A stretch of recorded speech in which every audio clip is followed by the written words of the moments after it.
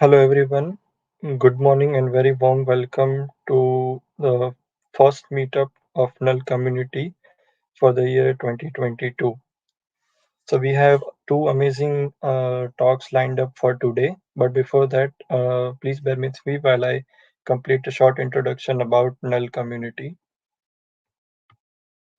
So what is exactly is Null? So we started as an idea to share knowledge in the field of information security, to promote and advance infosec research, and to engage more newcomers to have an understanding of cybersecurity, and most importantly, to have fun learning infosec. So since 2010, Null is registered as a non-profit society and trust in Pune. So everything you listen or interact with about Null is absolutely free of cost, and everything is run with the support of volunteers and organizations who sponsor us. There are basically four types of activities that Null conducts. The first one is Null meets, which are conducted every month. There is Null Hamla, which basically focuses on the offensive side of security. Null Bachao, similar, contradictory to Hamla, it focuses on the defensive side of the security, and Null Pulya is based on short skill bridging activities that would help in create learning some tools, techniques, or skill set that would help in your infosec career. So here are some highlights about Null community. Null Bhopal took two full-day workshop on Linux and cybersecurity. Null Ahmedabad had CTF challenges to solve post-meetup uh, and initiatives like Let There Be Fresh Blood and Mission Secure Chandigarh was led by Null Chandigarh for students and people to spread infosec awareness. So, what are our goals? Our goals are to increase the number of chapters and increase mentoring of students and newcomers who are interested in InfoSec, collaboration with other communities, and to introduce more meeting formats to record and live stream events. How to reach out to our mentors or buddies? You can join our Null Discord server with the link given in this slide. You can also reach out to our chapter leaders, Swar Shah and Kuldeep Pandya. So, who is exactly a Null community member? Uh, Attendees, speakers, volunteers, chapter leaders, and champion all are considered as a Null community member. How can you contribute to Null community? So you can log on to Null community and click on engage. There you will see four options. So you can select any of them, any one of them. Like you can become a volunteer. You can take a session by becoming a speaker. You can join our Null mailing list, or you can also propose a session. So how do you become a volunteer? You can fill out this form and to register for volunteering. And after that, you will be contacted by the chapter leaders after registration regarding further process. So null.community is the Swachalit portal of Null community. You can register, manage events on Swachalit portal, and also view archived events and find the relevant documents regarding that. If you found a bug, you can report at this below link, or you can email at security@null.co.in. So how you can present at Null? So you can request for a presentation at the given link, and you will be contacted by chapter leaders once successfully registered, or you can directly approach the chapter leaders. So jobs.null.community is a free of cost job portal available for everyone, for job seekers as well as employers. So if you want to start a new regular or a student chapter, then you can get in touch with these people listed in this slide via mail to initiate the process. You can contact either Sandeep, Pankaj, or Akash. You can share the contact details of yourself and at least two more people who are interested in starting a chapter. Go through the checklist that is provided to do a pre-null meetup. Once you are clear about the checklist, go ahead and plan for a pre-null meetup. Once the meetup is done, confirm all the checklist items we require for documentation. After this, give us a few days to discuss, finalize, ask you more questions, and then you will have a brand new null chapter. So these are the various projects that are currently done at Null. You can check it out on GitHub. Null OS Sync project, Null Crypto project, Null Cloud project, Swachalit Event Management Platform, Null Jobs, and Null Data Breach Guideline. You can find out all about these interesting projects at the link given in this slide, and send a request to our Null mailing list and get involved as a volunteer to all the interesting projects Null has to offer. We also have Null Ambassador Program. It is an initiative under Null 2.0.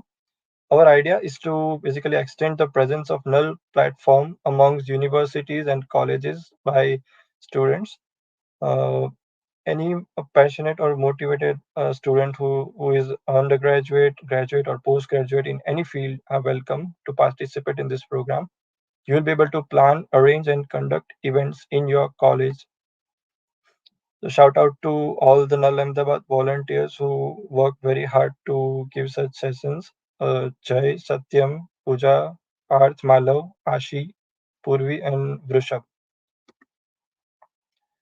Current volunteer requirements, these are listed as below. We have a requirement of front-end developer to develop new front-end for Swachalit and Null Jobs portal, UI UX designer to design new Swachalit website, full stack developer for Null Community and Null Jobs portal, product manager for Swachalit portal, growth hacker, which includes content strategy plus marketing plus product management and data analytics. These are the various organizations that support us, which are Cytix from Bangalore, ThoughtWorks from Chennai, Sophos and Ganpat University from Ahmedabad, Adobe Altel from Delhi, OpenText Hyderabad, for Technical Education Bhopal, DirectDplex Mumbai, Emirates Dubai, Payat Pune, KPN Amsterdam, and many more that are not in the list. Thank you very much for supporting us.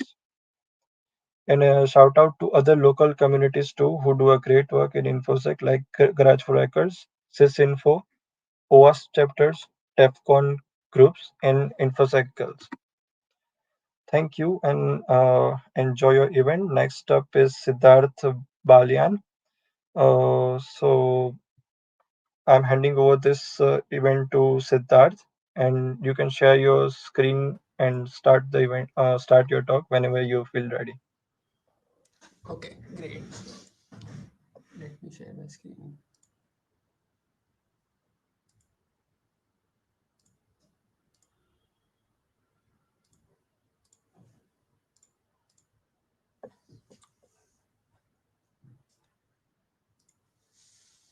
Okay.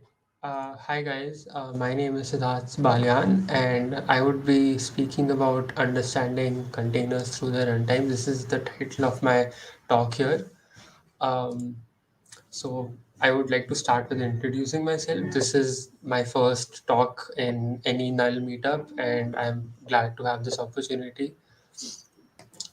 I am basically a security student currently in third year, and I aspire and prepare to be a cybersecurity researcher or an engineer. I'm still figuring things out.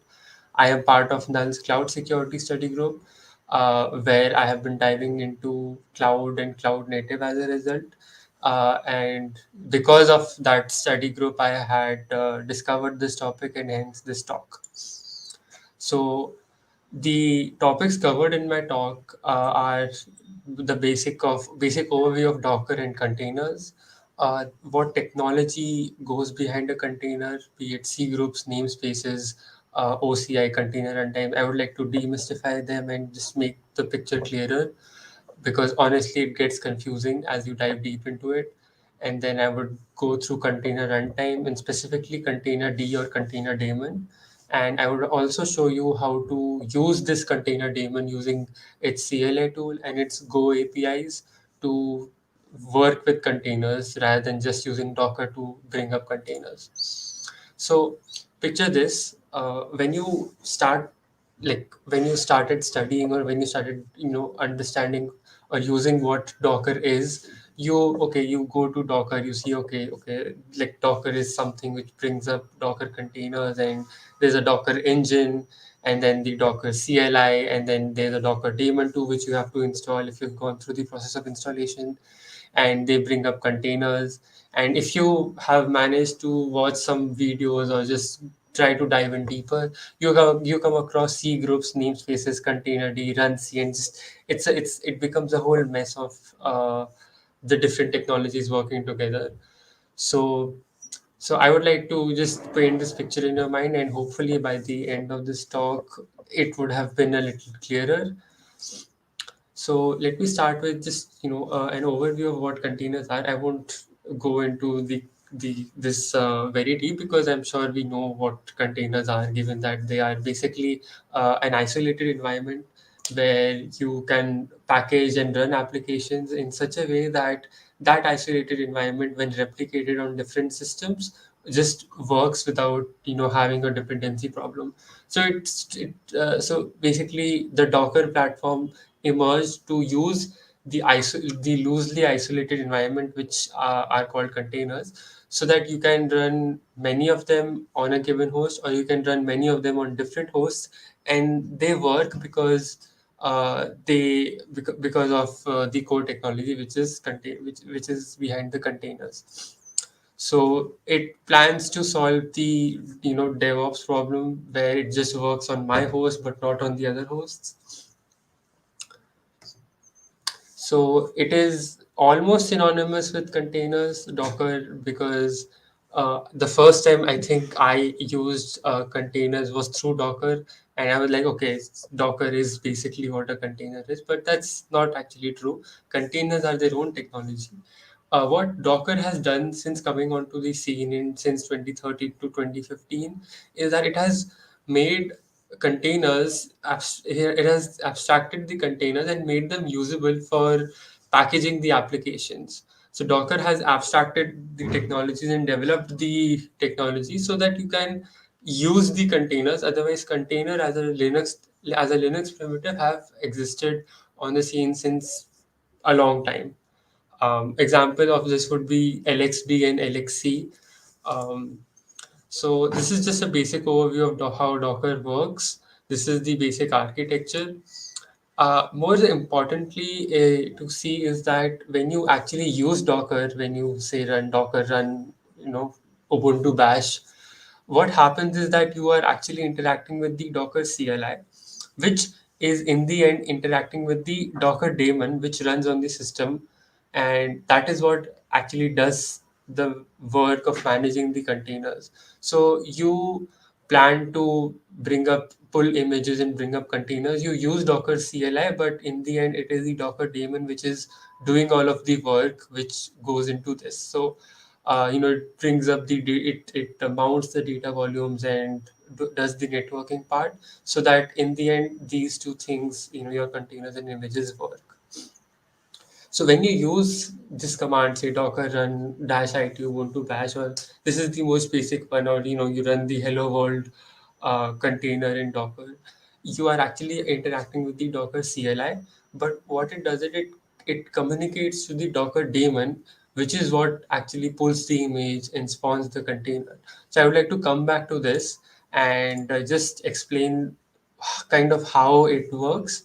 So this is your CLI here, and this is communicating with the Docker daemon. Both are on this host, both are on your PC.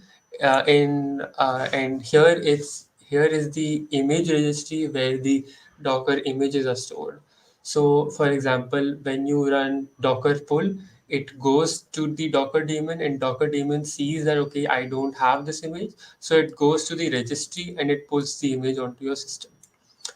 And then when you run the command docker run, it goes to Docker daemon and it sees okay, he wants to run the Ubuntu Bash image, so it takes the image and it runs it into it runs it as a container on your system. And similarly, when you run Docker build, it sees the Docker file, and then it creates an image and the container for you. So so now we have gotten to a point that okay, when we actually do run the Docker CLI, we are actually interacting with the Docker-D daemon. So to understand Docker-D daemon properly, it's best to go to the official documentation, which is over here. So if you actually just Google Docker-D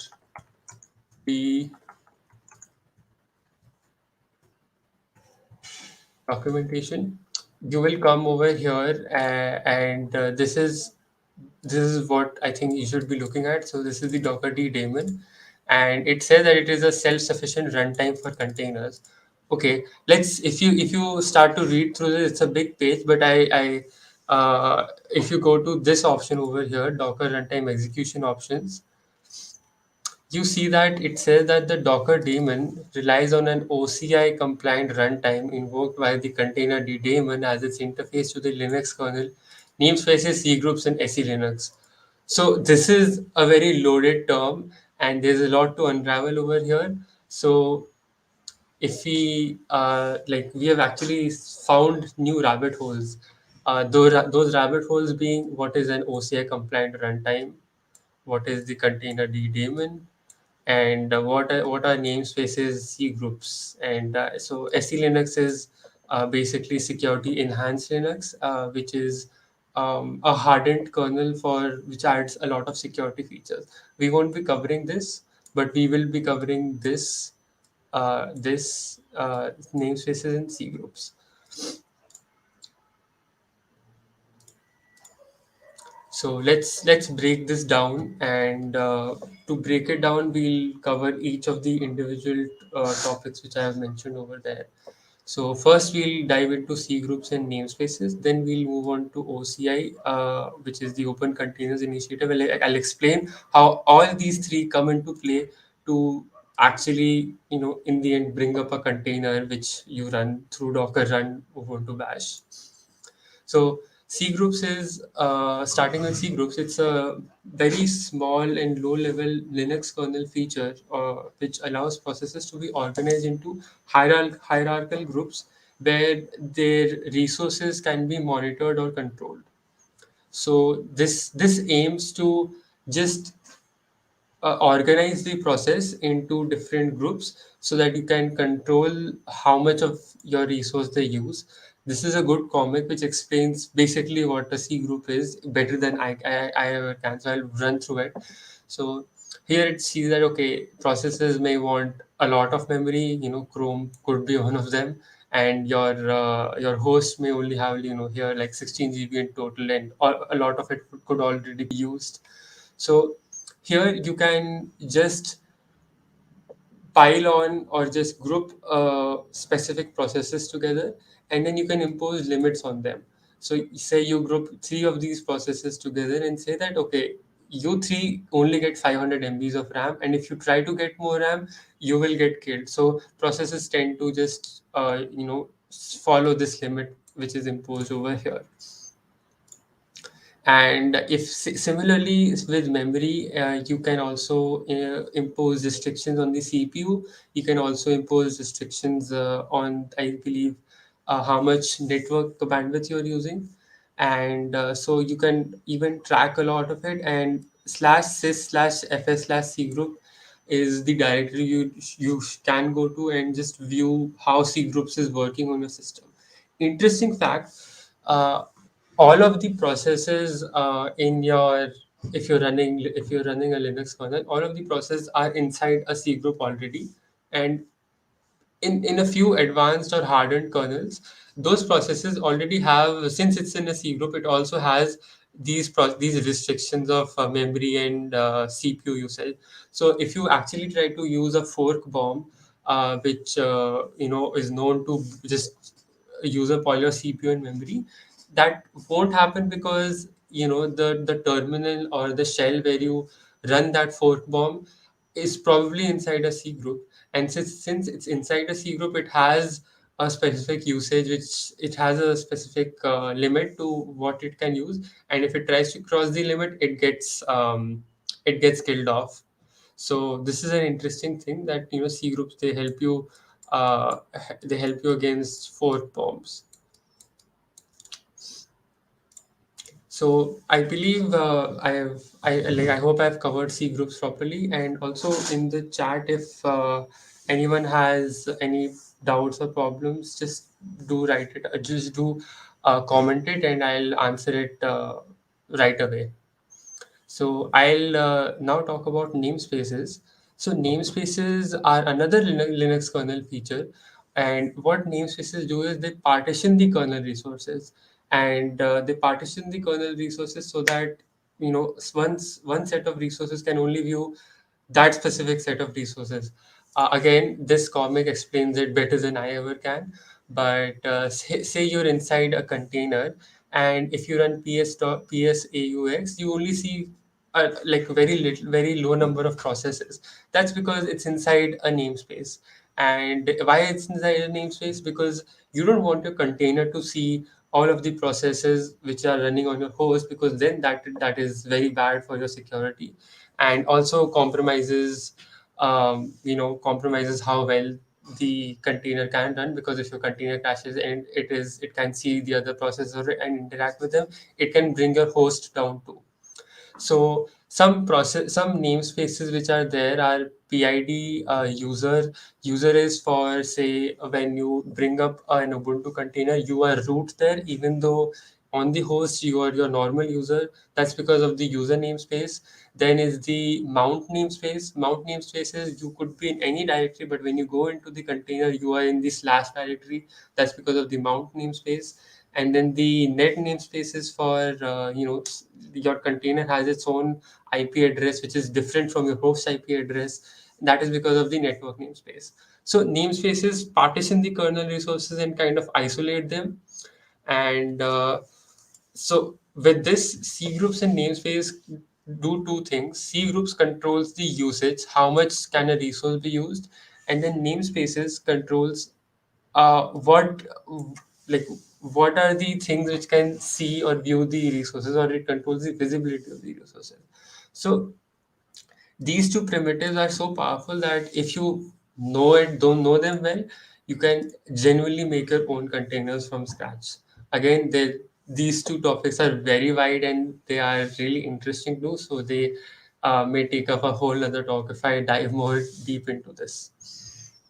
So let's come back to the original explanation which we came over here, this one. So we have let's read through it once again. The Docker daemon relies on an OCI compliant runtime invoked by the container daemon as its interface to the Linux kernel namespaces, C groups, and SE Linux. So we have covered these three things. So these are the Linux primitives. And the Docker daemon, it relies on an OCI compliant runtime which interfaces to these three things. So what do you mean when you say an OCI compliant runtime? So OCI stands for Open Container Initiative, and it's an open governance structure which is formed by Docker, CoreOS, and other big players in the container field. And they come together to decide on common container formats and runtimes. Basic idea is that, say you're using Docker and you want to run an image, you run the Docker run command, right? But if you're using another container engine, say RKT, and you want to run an image, you follow the same way of running it, right? If you end up making your own container runtime engine, you have to follow the guideline imposed by OCI, so that in the end the user which uses these three things is not confused by the APIs or the CLI usage of your engine. And I believe this is done so that it's a little bit easier for the end developers to what do you call use and work with the systems, because already I believe the entire container architecture or the technology is pretty confusing. So we can even let's go to the Open Container Initiative website. It's called opencontainers.org. And as it says here, it's an open governance structure for the express purpose of creating open industry standards and blah blah blah. This is all technical knowledge. But if you go to learn more, you can see that uh, Yeah, you can see they are basically talking about the same thing, that you can run an image with no additional arguments and whatnot. They actually have two specifications only: the runtime specification and the image specification. So if you look into both of these, they basically define that the entire usage of a container image and a container runtime, or when a container is running, is standard and not confusing in the end. Over here, I think we want to talk about the OCI compliant runtime, and so it has a runtime specification. So let's go into that. So runtime specification defines how the container starts and runs when you run, say, this command. And image specification defines the standard format of a container image, meaning um, like what encapsulate the container image when it is in the registry, and what are the different headers, or I guess the overlay FS technology which it should have. I am not well versed with that, but it basically defines that if you take an image from Docker and if you use it from any other container runtime, it will work because it is standard. It is a standard format, right? So, OCI has defined a runtime standard which is to be followed by software programs which run the containers. I I think it's time to just kind of understand what the software standard is. So if you go over here, this is the runtime specification at at github.com/open container slash runtime dash spec. And over here, you can see that they have a runtime specification listed out. So platforms defined by the specification are Linux. Let's click on the runtime, and if you go over here, it talks a lot about the different properties that a container should have while it is running and during its life cycle. And say OCI version, ID, status, all of these are the different things. If you just scroll through it, look at some things, because I believe it will come back as we dive in deeper, as we progress in this talk. So, container runtime, because because in the end I'll go back to this. We are talking about an OCI compliant runtime. So, what is a container runtime? Over here, I talked about that this standard has to be followed by software programs which run the containers, and those software programs are container runtime. So this is the software component that executes the container on the host system. So it is basically, Docker is an example of a container runtime, but it is a very abstracted container runtime, and it does a lot of other things. You could call it a container engine, I believe. But Container D is a very well-known container runtime. If you've not heard of it, I'll explain it more. CRIO is a known container runtime for Kubernetes, and then Firecracker LXD is also well known because it's very old. These are just some examples of container runtime. But let's look at Docker D, Container D, and CRIO. So if you go to containerd.io, I'll actually go over here.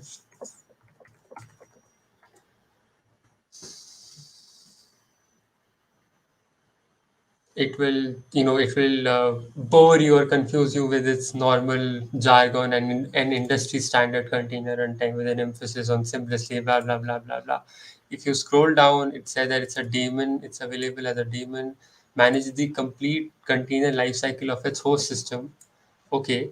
And in the features, it says OCI image spec support. That's good, but oh, it has an OCI runtime spec support too, which is what we were looking for over here. It has OCI compliant runtime. Good. AKA runc is something which is like, okay, what is runc now? Let's look into it also. Similarly, with CRIO, if you go to CRIO.io, you will see that it talks about that it's an implementation of the Kubernetes container runtime interface, uses OCI, okay, and OCI compatible. So CRIO is also compliant with OCI. And then it also talks about runc again. So what is runc now? So we have gone into, So yeah, we have tried to explain what container runtimes are, and from there we went to container D, and now from container D we're going into run C. So as I said, it's a rabbit hole, and everything just gets more and more deeper as you start studying and learning. But so run C is maintained by Open Containers or the OCI standard. And it's a CLI tool for spawning and running containers on the Linux according to the OCI specification. Okay, so we have covered a lot, meaning let's try to paint a picture out of all of this. OCI is basically what maintains runc, and runc is an implementation of the open container interface. Container D is what uses runc for spawning one container. So when container D wants to spawn, say, an Ubuntu container or a Golang container, it uses runc to make sure, or it uses runc to make sure that the container is following the OCI specifications. Uh, so that is how that is linked. And then Docker D, what it does is Docker D in the end, it is an abstraction over container D. Docker D basically does what container D does, but it also does a lot more things, such as, it allows you to, I guess, do a lot of orchestration and other stuff. So this is the Docker daemon, and then Docker CLI is what you actually use to do container run IT in Ubuntu Bash. So if we run it back, you run this. This is the Docker CLI, which calls back to Docker D, which is basically an implementation of container D or an abstraction over container D. So they are kind of the same thing when you're running, that is. And container D uses runc to spawn one container. So when it spawns the container, it uses runc to make sure that this is up to the specification. This, I believe, is a very great figure which explains all of it very well. So runc is actually what makes sure that the container is up to the specification, or it defines the container. And runc is maintained and created by the OCI in Open Container Initiative. And container D does manages the entire life cycle of the containers. And then on top of it, Docker is what you use in the production as a developer, or just to run the containers. Because as we go down, it becomes you have to do a lot more work to spawn a container. Because if you were just using C groups and namespaces to spawn a container, we would have to do a lot of work. We would have to manage the all of the seven namespaces. We would have to manage the resources for it. So runc does that for us for one container. uh, we use container D, so that when we do the work of pulling an image, or when we do the work of exporting an image, or creating or executing something inside a container, we don't have to work with the low level details of actually spawning a shell, like we would have to do in runc. And with Docker, it is just abstracted so that it is much more usable in the what do you call production, or as a developer. So this is another slide which I think should explain. So these are the individual containers. My bad. These are the individual containers, and runc is the standard. Container D is the engine that communicates with the runc and spins up the run and it spins up the containers. Docker engine is the daemon running, and then the user uses the CLI to interact with this. So I think it's time to understand container D well, because here we see that container D is actually what manages all of this. So if we understand container D, we would actually get to see containers from the ground up. And so container D, to explain a little bit more, it's written in Go language. It's written in Golang, just like Docker is. In fact, container D was developed by Docker, and then it was donated to the Linux Foundation, and is now part of the OCI spec. And you can use it to spawn containers, and you can use it to control spawn containers using its CLI tool or using its Go APIs. I would first like to use its CLI tool, which is called CTR. So,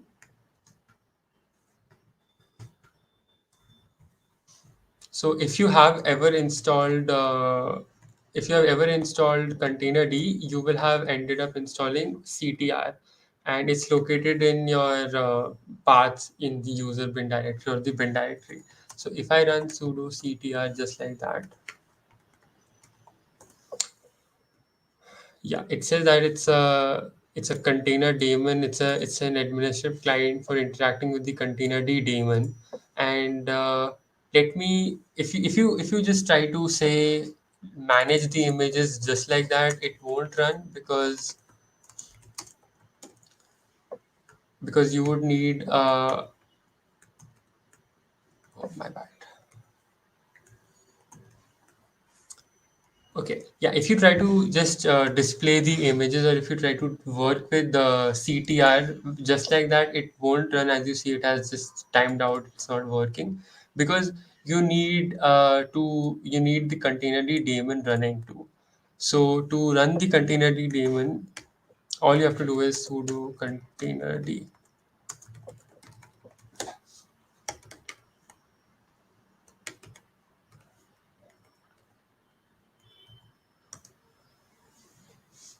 And yep, we have now successfully booted containerd. And if we run this command again, sudo ctr images ls. So just like kind of like Docker, we can view the images that we currently have, and look, we have some images over here. And say if we want to create a container, we would have to first let's first list out the containers we currently have. Okay, we have one container. We can remove the container using the rm command, and if you want to create the container, you can use container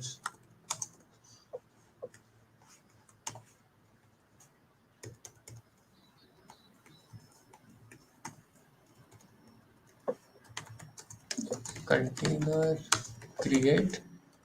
And but yeah, if you can use the container create command.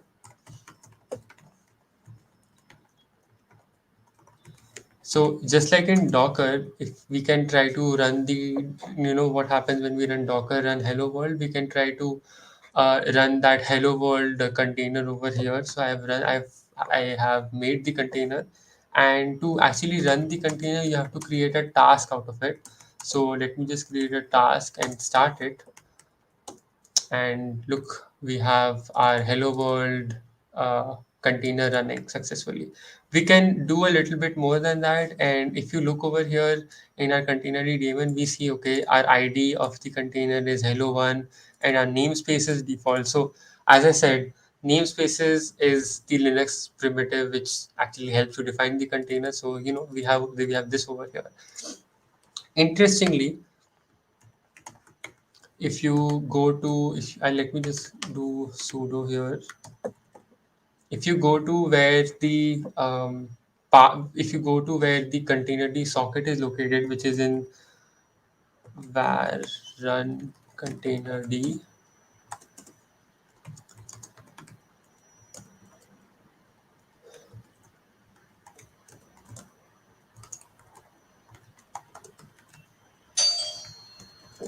Yep, if you go over here, you see that we have three directories over here. These directories represent the namespaces. So we have a default namespace, and if we go over here, we can see if there's a container over here, because if there were, we would see it over here. As we don't have any container running, this is empty. So let me just minimize this, and we can start our other stuff. If you want to pull an image, you can do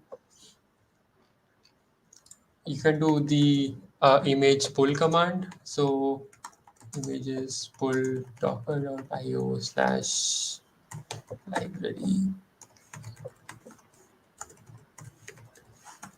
And yep, it has now downloaded the Ubuntu image, and with sudo ctr images ls dash q is for just viewing the names of the images that we have.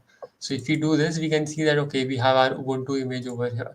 And let's do a little bit more work of let's spawn an Ubuntu container using the container daemon.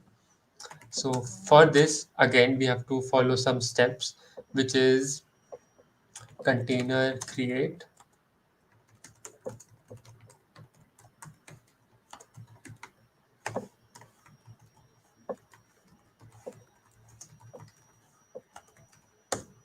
And if you do ctr container,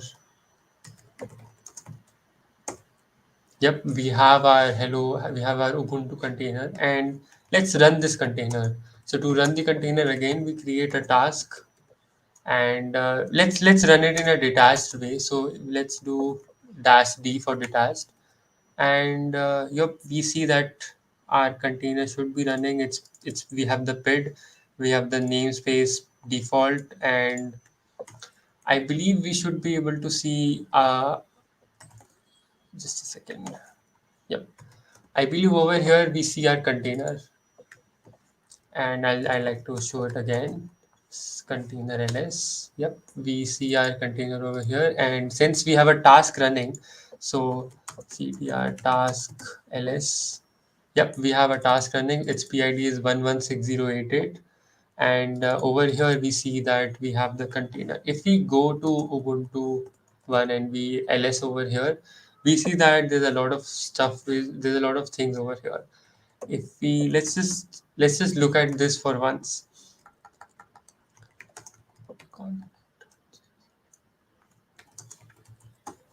And we are now looking at the config.json file over here, config.json, and we see that okay, OCI version, process, and etc. etc. This is interesting because, as I said over here, yep, we would see a lot of this stuff because this is the actual specification. So what's interesting is that the container has to have this configuration over here to be able to run. And if we go to root fs, we see that okay, this is the actual root file system of the container, which we will see if we do sudo ctr task. I believe let's view the help over here. If we do task attach, yep, we will be inside the container, and look over here, we are here. So if we do who am I, we are root, and if we exit, yep, it is now, we have now come out of the container. So let's kill this task. I believe this is the command to do so. Oh, I believe the container is dead itself. No. R.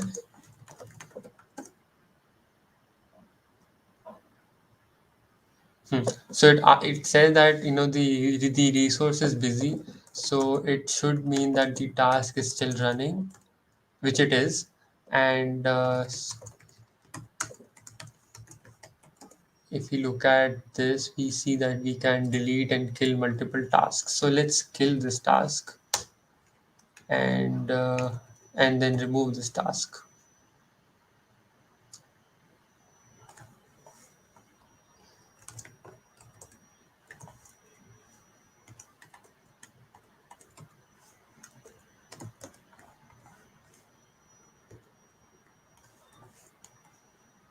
I believe we are still attached to the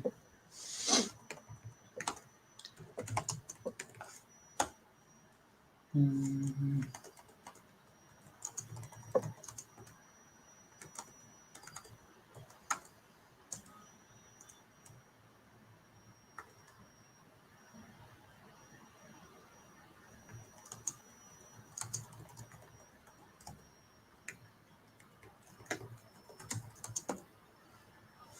okay.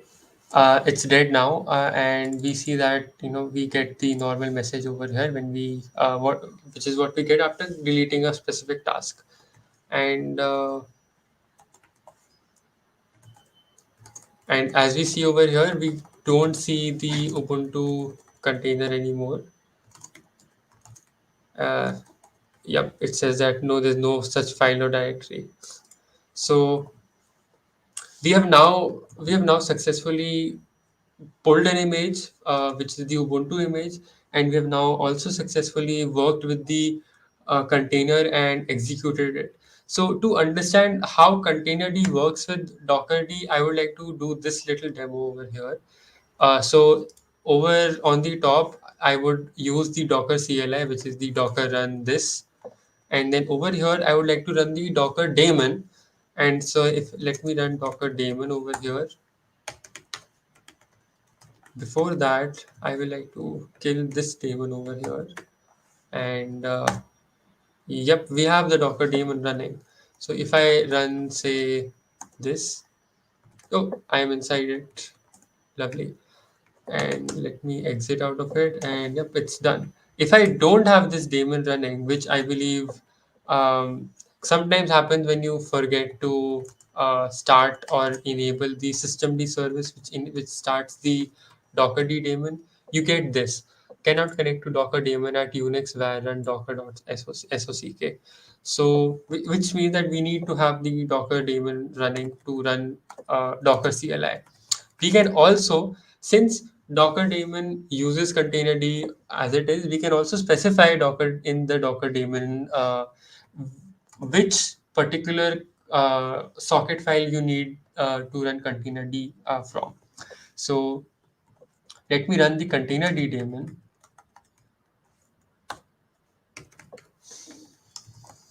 I have containerd daemon running, and now my Docker will work and run out of containerd. So the Docker daemon will run using the containerd daemon, and it says that okay, now it is running on the var run sock, which means that if now we run Docker run Ubuntu, we see that, oh, look over here, we have our namespace Moby, and we get things working on the containerd level and not just the Docker daemon level.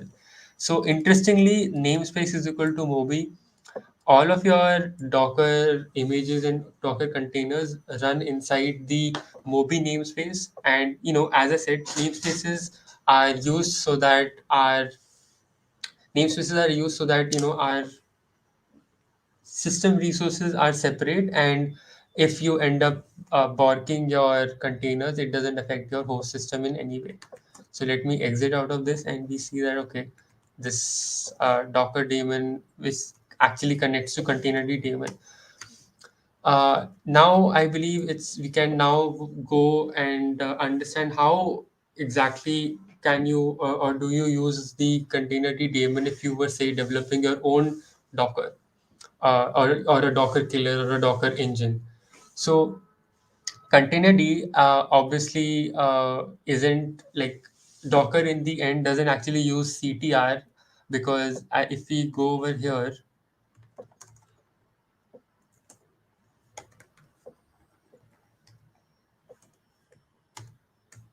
Yeah, it says that it's an unsupported debug and administrative client. So it's not how containerd how it's not exactly how containerd works. How it genuinely works is through its Go APIs. So I have already coded two programs which work with the containerd package in Go, and they bring up containers and they stop them. So I am going to only run one because I think we are short on time. So let's go over here and let me showcase this particular file. So if you've ever, I won't go too deep because I don't think everyone would be comfortable with Go. I'm not either. I'm very new to this language. But here I have added in comments that okay, we connect to the socket file as we did in when we were using the dockerd daemon over here. Um, Yep. When we were here, we connected it to this particular socket file. So it makes sense that we connect to the containerd socket file over here too. Then we create a separate namespace, which is the example namespace. We pull an Ubuntu image over here, and then I have added a separate function to name and to print the name and the size of all the images. Moreover, it creates the container following the OCI runtime specification, which is basically already built into the package. So you just have to do these two commands. and then it shows you what happens when the container is running. So let's build and run this. I'll go over here. I'll go build. Yeah, before this, as I said, we need to have the container daemon running. So I'll run that too. And then let me do, I have the main package built.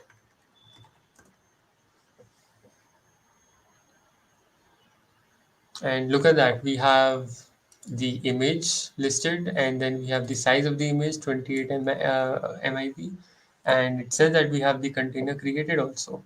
And if you go over, if I do that again, where I go to var run container d, and I go into the,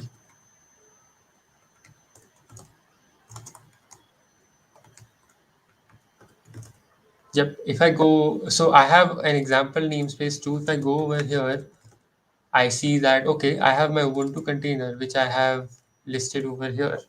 Ubuntu, oh, sorry. Oh, look at that. This is the container name. Interesting, right? So just a second, let me, yep.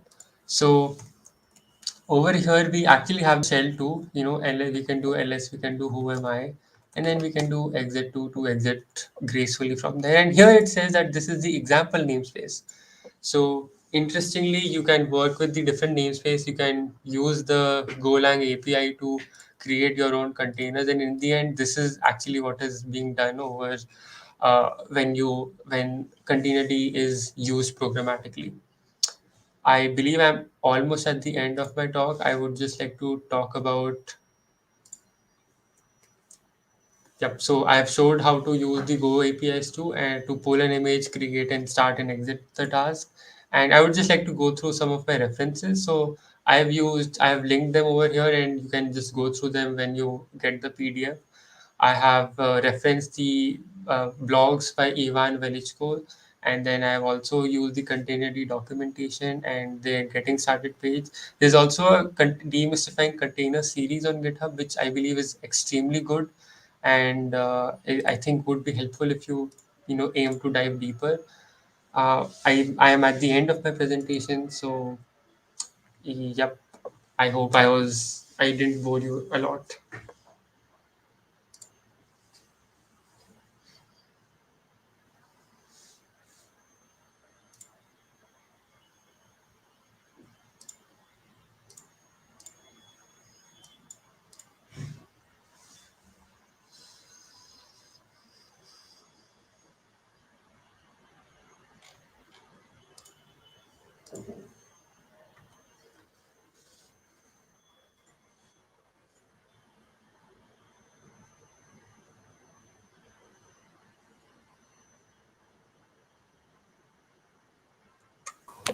Oops, sorry, I was on mute. No Thank you, Siddharth, problem. for such an insightful session. So, Yeah, thank you. you will be hanging around in the YouTube stream so that if any folks have any questions, you can answer it on the live chat itself. Okay, great. And yeah, so the PPT will be updated at the event page so the folks can get from there. Yep, yep. I would add the PDF and the slides and the references too. Yeah, sure. Okay. Thank you, Siddharth. So we have our next speaker, Malav. Malav, I would like to hand it over uh, to you. Okay. Hello everyone. This is share my screen.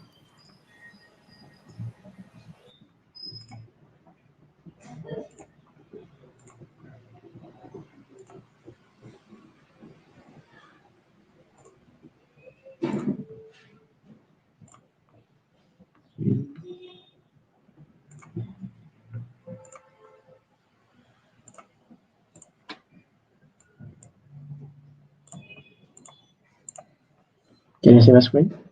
Sorry.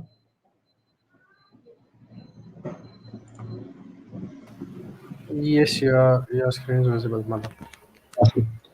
Okay. Hello everyone. Good morning. And today we'll be going through fuzzing and symbolic execution for exploit development. So these are the things that we'll be covering. So fuzzing, then demo for AFL, which is a really good tool for fuzzing, then symbolic execution. Then we'll be going through demo for CLE, not AFL, just a small mistake. And at the end, we'll be automating everything with Angle, which is a really cool binary exploitation framework. So first, who am I? I'm a master's student for computer science at State University of New York. I usually work around exploit development and software security, all those nerdy stuff. Grab your coffees and let's start. So, what's fuzzing? According to Wikipedia, it's just finding implementation bugs using data injection in automated fashion.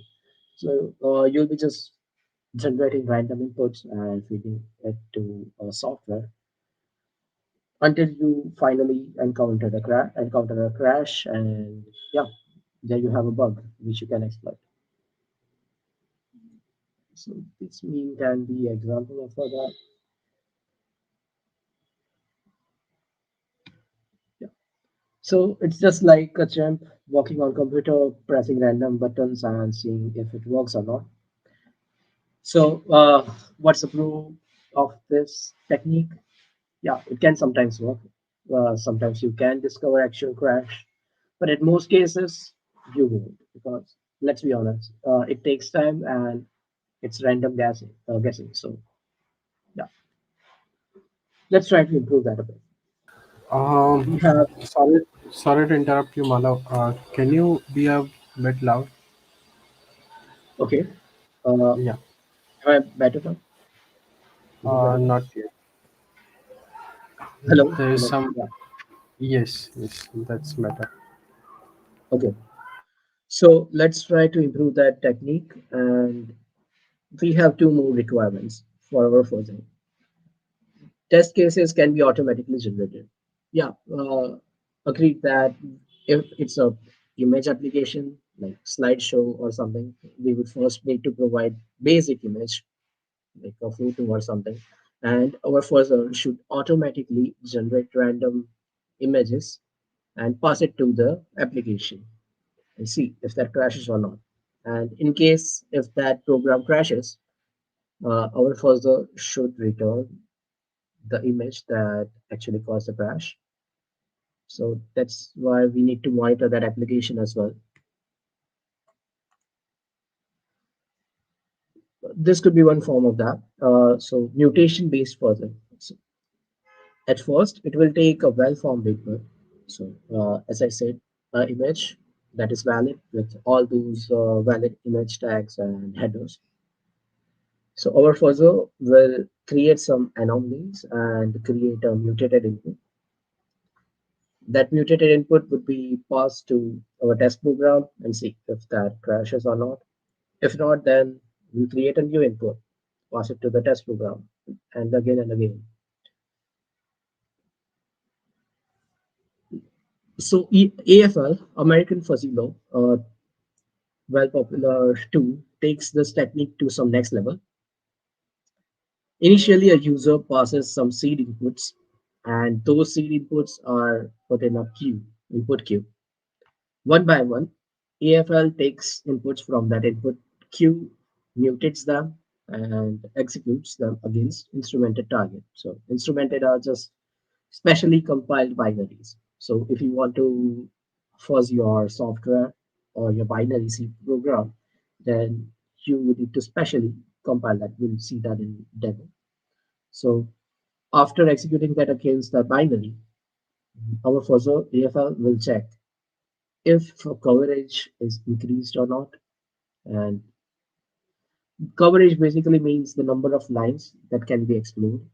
Let's say your program crashes at line 8 with every input, then it doesn't make sense to add the same input as a valid crash. So after mutating our input, AFL will check if coverage is increased. That means if crash is now at, let's say, 10, 11, or 15 line of code, If that mutant actually crashes the program, then it is also added to input queue, and that is again mutated. It just goes on and on. So how would that work? First, instrument the binary at compile time, and then pass the instrumented binary to the fuzzer.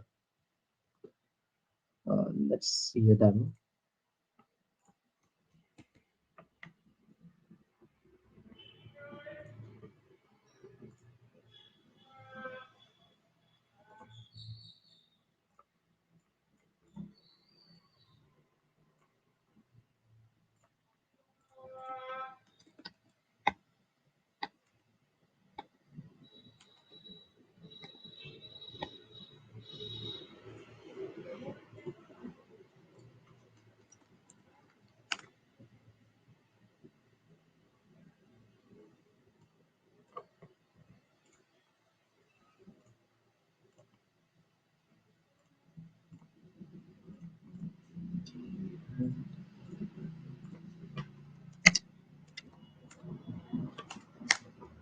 Okay, so we have the simple C program, fuzzme.c.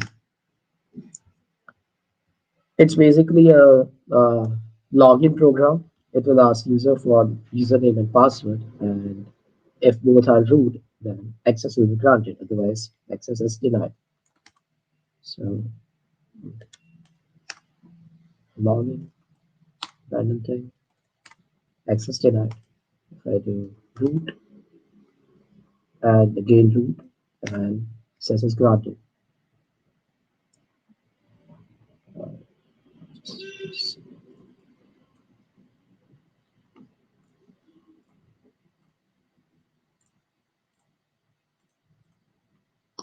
Is it visible now?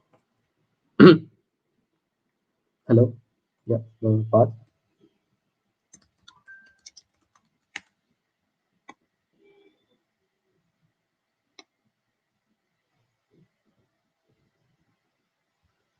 Okay.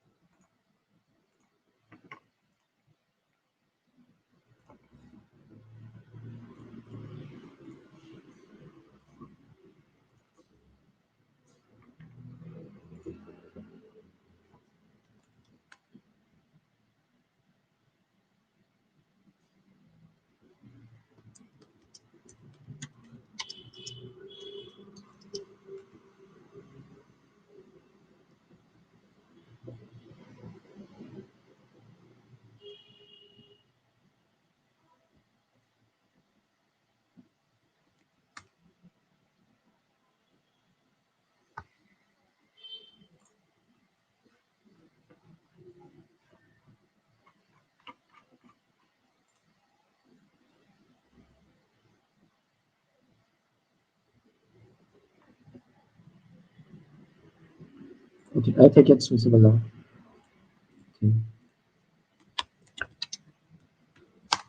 Okay. So this is a program that we are trying to fuzz. It takes two strings, username and password, and checks if both are root. If username and password both are root, then access granted. Otherwise, access is denied. Okay.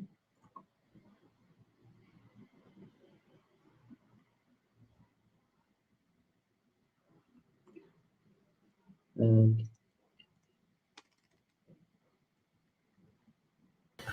Malav, can you please increase the font? okay,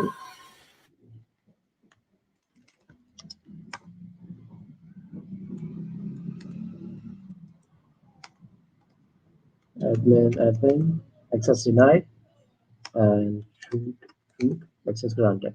Okay. So as we want to instrument the binary, we will need to recompile that with AFL GCC. Instead of using your normal GCC compiler, you will use AFL GCC. So it will add a lot of debugging information that will help AFL when it's trying to fuzz. Uh, this F no stack protector, this flag is just because we want to ignore buffer overflows and allow buffer overflows to happen, as well as exec stack to make the stack executable and disable TEP. Okay, so was me, and yeah, it gives a bunch of warnings, but who cares? So now that we have first binary, we can pass that to EFL first. Yeah, it also takes input test cases. So we need to create a directory called input test cases, and it just contains a test file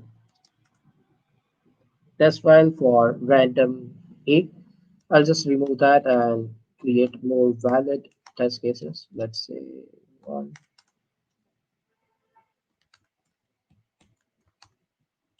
and then two, admin, and now we can do EFL first. So this dash I flag specifies the input test cases directory.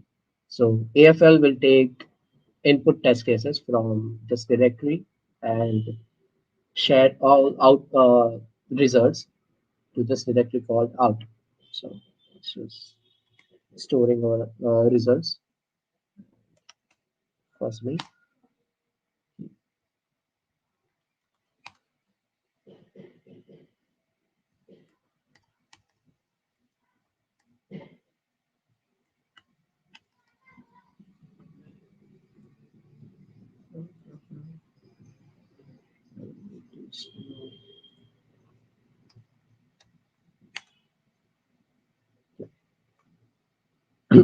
So if I let it run for a while, it discovers one crash, one unique crash, and three total crashes. So I'll just control C and out of that.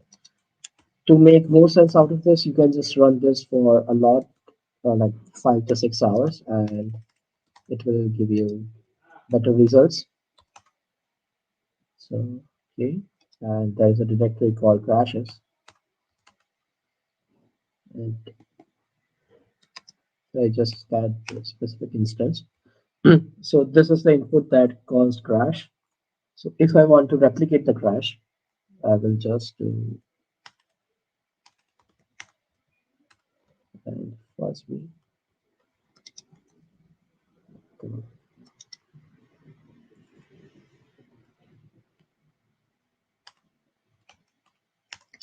what's that do? First we. So we got segmentation fault. This is really helpful when you have really big enterprise commercial level softwares and around a million lines of code. It will be harder to find buffer overflows, stack overflows, heap overflows, those kind of memory safety bugs. For now, it's just really small program and it is using two string comparison functions. So even if we read through the code, we can discover that there would be errors on this line 12 and 30. But when you have a bunch of libraries, really big code, it is it is easier to use fuzzer to get the random input that crashes the program. So fuzzer is just brute force. There has been really interesting cases for the specific AFL fuzzer. The author for fuzzer, AFL fuzzer, tested this against image parsing library. So that software was just opening image and reading data from images. And for input test cases, the author just passed simple file called ABC something. That's it. A simple text file with text A, B, and C. That's all it took. And after around 6 hours, AFL automatically discovered that this program takes input of image and generated images out of thin air. So that's pretty cool. I'll just share link for that.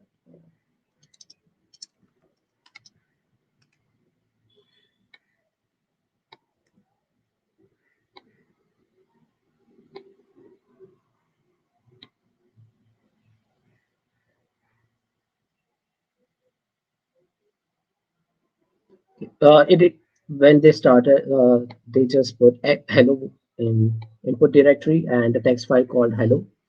So after fuzzing it for a while, it discovered that this is not a JPEG file. And yeah, so to fix that, EFL created new input, mutated the inputs, and after around 2 or 3 hours, it discovered that premature end of JPEG file. So that means that JPEG file is not big enough, but it is still a JPEG file.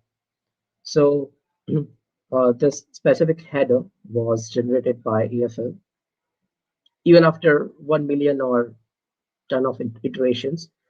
Fuzzer even generated this many images and tested them against it. So all this stuff was done on without any specific input on just a string of characters. Hello. EFL decided that this program takes images. Yeah, but it takes a lot of computing powers. If you see, it took around 6 hours on an 8 core system, and for a library. If this is an enterprise grade solution, you would need really big computers, and yeah, uh, it won't scale well. That's why we'll go with the symbolic execution. Yeah.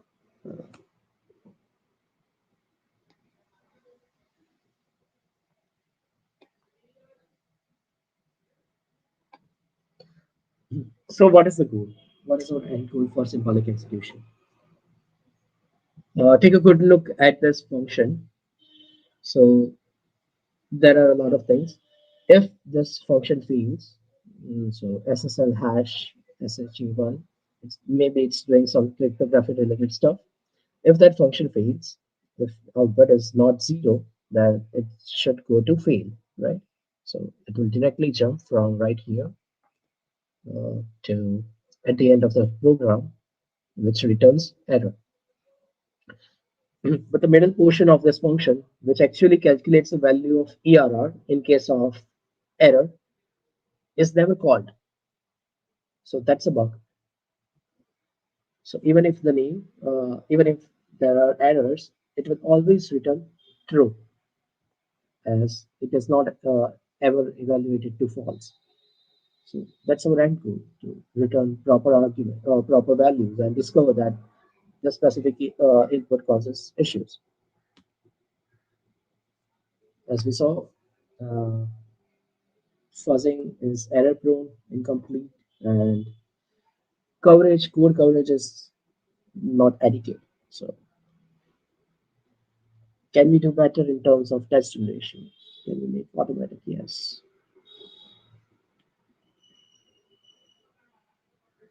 Okay. Okay. Let's go with this. So we never decide what kind of input we want to pass. That's the basic idea of symbolic execution. You never tell program that this is the value. Instead of whenever this function called void function with arguments x and y, in normal scenario, when you are executing a program, this function will have some specific values of x and y, like 1 and 2, 2, 3, 4, 5, whatever. But when you pass this program through symbolic execution, it takes variables. So how would that work? Let's see this. Yeah. So instead of passing x equal to 1 and y equals to 2, we will just pass x equal to a and y to be b. And then try to go through the program at the same time. So first, our value of y is b. And if you look at the line 1, z is 2 times y. So z should be down to b. Okay. We are just creating a bunch of equations that we will solve at the end. Next, there is a if condition. It is just checking that if z and x both are equal, but in this case, they are not. 2b is not equal to a. So this is our final path constraint. We will pass this to be not equal to a to a solver, that is SLT. It is all done automatically. We are just trying to understand what is happening under the hood. So this equation is passed to a solver and it generates values. What values? It will take whatever random value that can satisfy this requirement. So it generated x equals to 0 and y equals to 1. And if you look through the code again, with x equals to 0 and y equal to 1, then you'll see that first z would be 2 as y is 1, z equals to 2 times 1. And then it goes through this condition, if z equals x. No, it's not. So what is our end game here? We are trying to find inputs that will create all kinds of scenarios. So first we generate an input where this condition z equals to x not does not satisfy. But now we create a new path where the z is actually equal to x. So if that is correct, if we satisfy the first if condition, then we go to the next if condition, where the condition is that x should be always greater than y plus 10, right? So that creates new set of equations. The second condition can satisfy or it cannot. But as we can see from the code, if both conditions satisfy, there is some error. So in that case, for all those equations, there will be a set of values that are generated. So after solving those equations, our program gives us that take value of x as 30 and y to be 15. Now if you go through the code again with these values, so x is 30 and y is 15. So if y is 15, then as z equals to twice amount of y, then z is now 30, and it is equal as x. So first condition is satisfied. The next, second, x is also greater than y plus 10. So 30 is greater than 25. Then we get the error. So that's how we can discover error or crashes in any program with symbolic execution.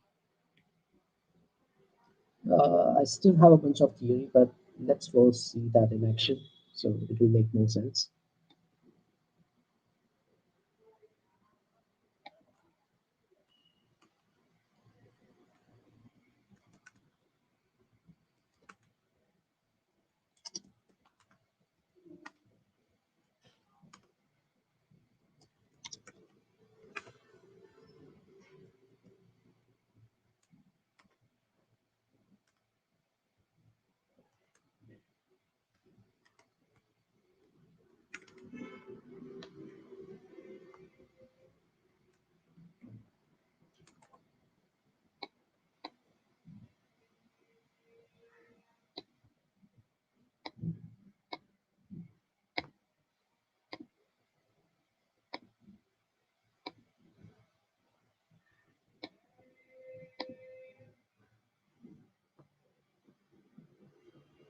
Okay, so this is the program that we are trying to crack, first.c.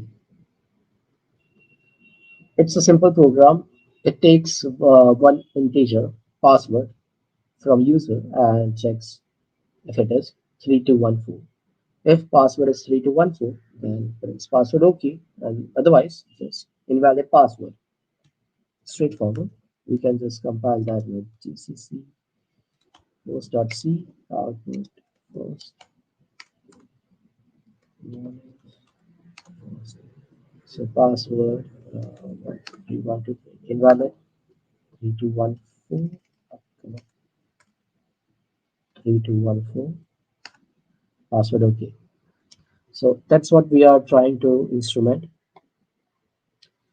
As we want to pass this to GLI, we first need to compile that in a form that GLI will understand. So we can do that with CLang and emit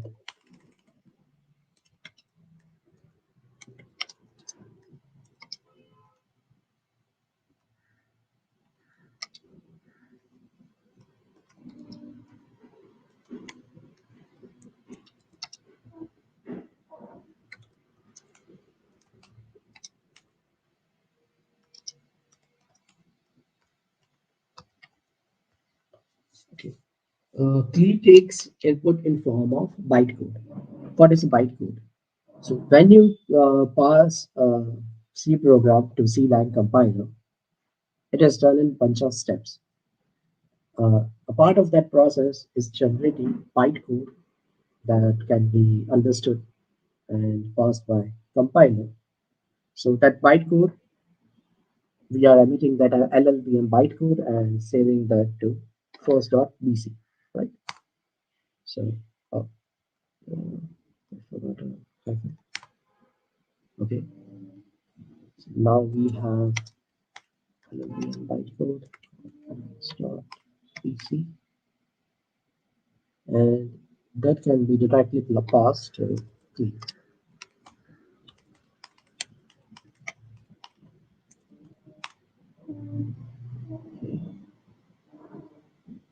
I think it's throwing some threads.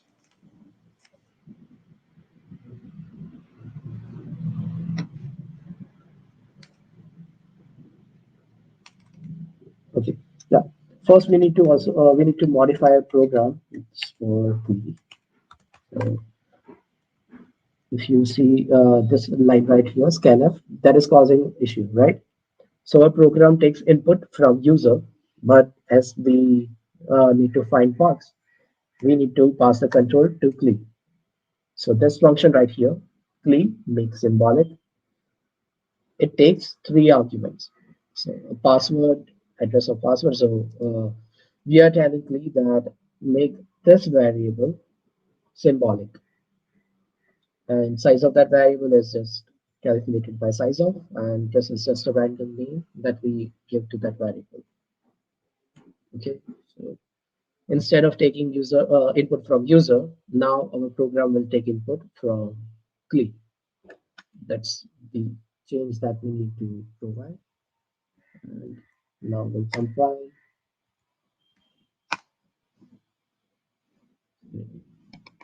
So now it's giving us the password. Okay, so maybe clean generated some input that caused password okay to print. So let's see.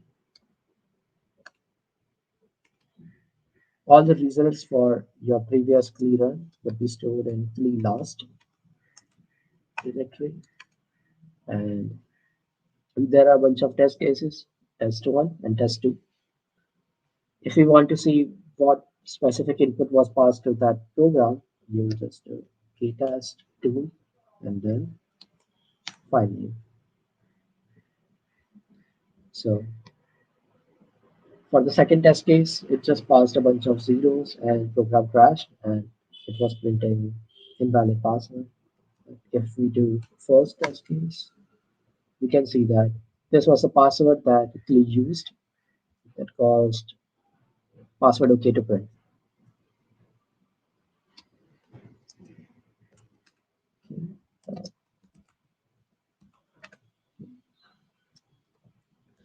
We can do the same thing with uh, a string. So, so a program right here. Sorry, Yeah. can you just increase the font size? Okay. Yes, better now. Thank you. So this program right here takes a string of password and stores it in buffer, which is of size 8, and makes it, and then that password is compared against the string called null ahm. If the password provided by user is null ahm, then print password OK, otherwise print invalid password. So our original password, our program would be something like this. Right? And let's see.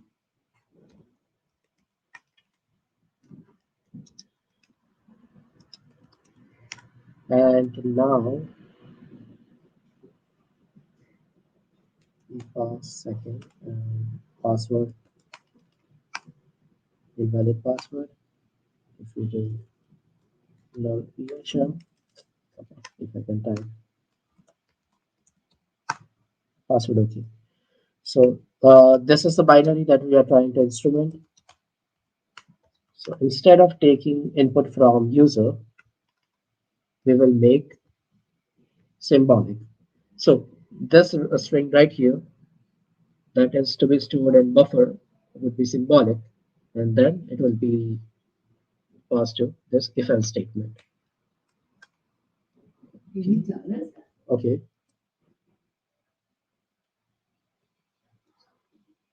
and now we do client and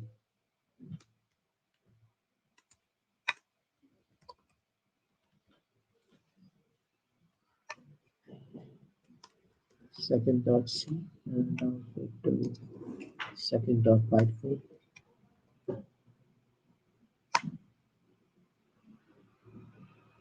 Now when we do clean and yeah, so it's still giving invalid password. So what could be the reason why it worked on integer-based passwords but not string-based password? So the reason for that is simple. Right here, we are using a bunch of libraries. Initially, there were no libraries in integer comparison, but as we need to compare two strings, we need to include string.s library. So when our symbolic executor goes through library code, it also makes values from libraries symbolic. So it just does additional work, and that causes the program CLI to crash.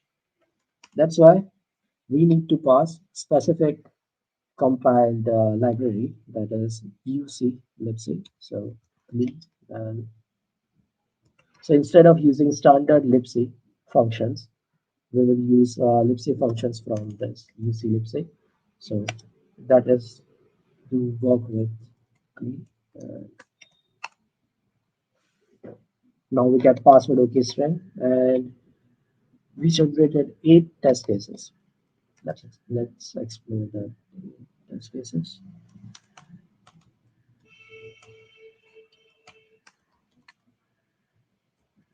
Uh, 8 2. Let's see the last one.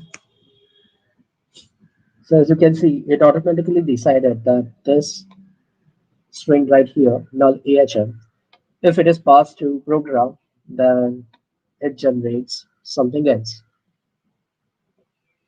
The goal for CLI is to find as many different outcomes, as many possible outcomes that it can.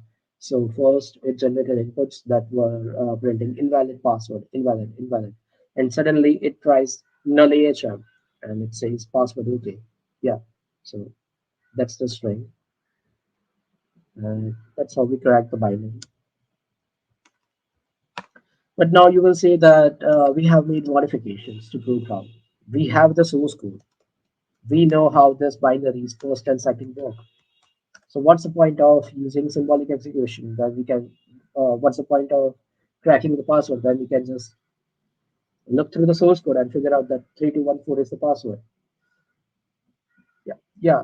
So tools like CLI require you to modify source code, require you to instrument binaries, but not anger. So what is anger? Anger is a binary analysis framework. It does all sort of binary exploitation that you can imagine. Like, uh, it does raw gadgets. It does stack overflows. You can use that for memory corruption. Literally everything related to binary. And it was developed by a team called Shellfish, which is from Arizona State University. This project Anger was at the core for Macafish project that was developed as a part of DARPA Cybercrime Challenge.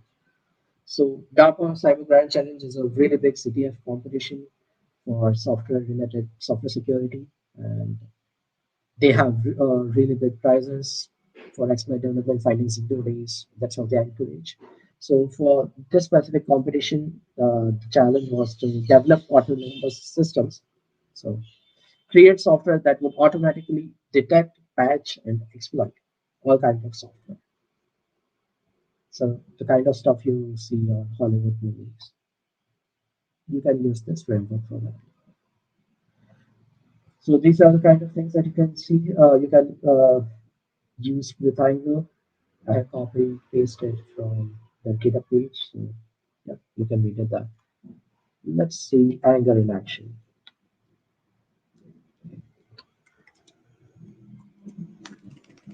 So first, let's see.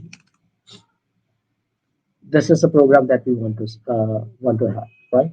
So it takes some integer, some random number from user, and if that number is 3214, then it is calling print secret function. Otherwise, invalid password. Our code here is to call print secret function and figure out the password that is causing print secret. As we do not know, we will just think of this as we don't have the source code. So we will compile this without symbols. So GCC and right. So now we have the binary called first. Let's load it up in GDB and okay, first, and I'll just set a breakpoint at main and run the program. Now I'll disassemble main function. So this is disassembly of our binary. Looks overwhelming, a bunch of assembly instructions. Ignore that for now. The line right here, call, catches our attention. As you can see, this instruction right here is calling a function called print secret. So that should be our goal. It looks like that our binary wants us to print, wants us to call this function.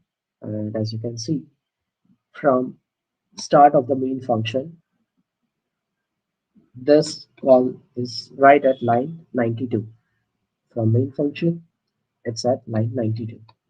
That's all the information that we need. So now we'll create a Python program that will crack our binary. So that first.py. First we import Envo.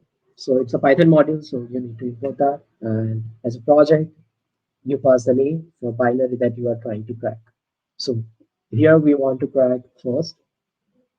It's a binary name, so that we pass it to anger.project function. Now we need address for main function, right? As we saw here, as we saw in first.c.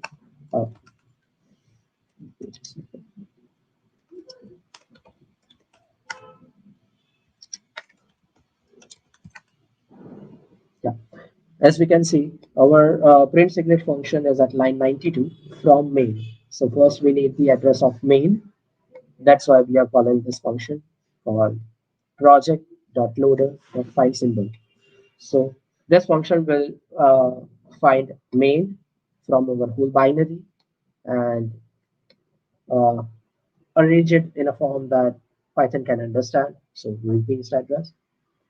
So that's our address for main, and our target is at line 92 from that address. So address main plus 92.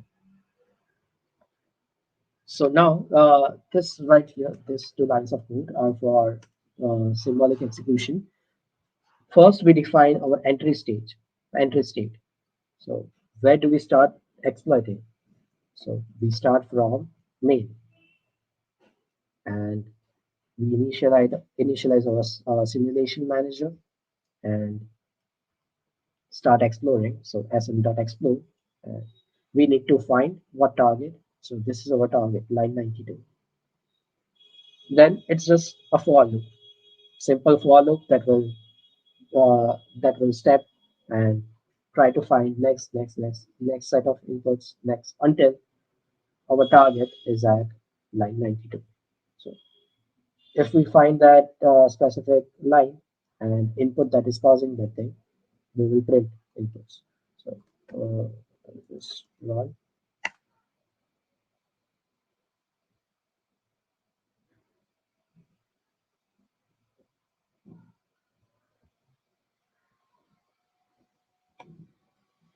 yeah.